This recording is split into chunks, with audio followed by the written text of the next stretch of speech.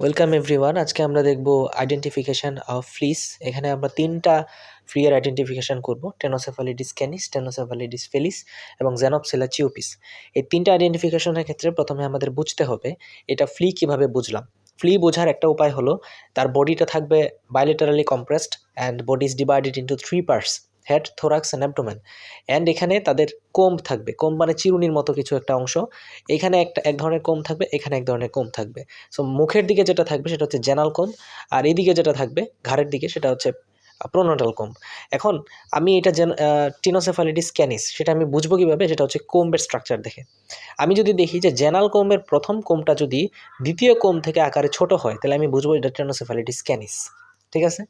জেনাল কোম্বের প্রথম কোম্বটা মানে মুখের দিকে, এই কোম্বটা কিন্তু 2 নাম্বার থেকে আকারে ছোট, এটা থেকে কিন্তু এটা আকারে ছোট। সো এটা হচ্ছে জেনাল কোম্ব এবং এটা হচ্ছে টেনোসেফালিডিস ক্যানিস। আমি যদি দেখি যে এটার উল্টা যদি দেখি, যেমন পরেরটাতে যাই, আমি যদি এইটা দেখি, এটা হচ্ছে টেনোসেফালিডিস ফেলিস। আমি যদি এটা দেখি, এটাতে আমি কিভাবে বুঝবো যে এটা ফেলিস? এটা বোঝার আরেকটা সুন্দর উপায় হচ্ছে এই যে কোম্বের স্ট্রাকচার।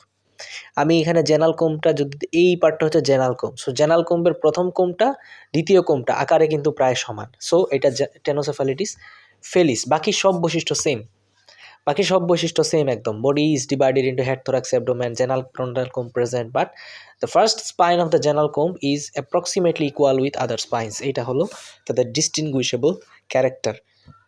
দুটো গেল। এখন আমরা 3 নাম্বারটাতে দেখব জেনপসিলা চিওপিস। এটাকে বলা হয় ওরিয়েন্টাল রেড ফ্লি। প্লেগ রোগের জন্য এটা দায়ী। প্লেগ ট্রান্সমিট করে, প্লেগ রোগের জীবাণু। সো এই এটা চেনার উপায় হলো, আমি তো এটা দেখলেই বুঝবো যে এটা ফ্লি।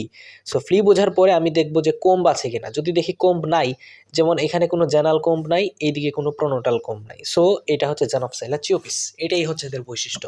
এখানে কোনো ধরনের কোম্ব প্রেজেন্ট থাকবে না।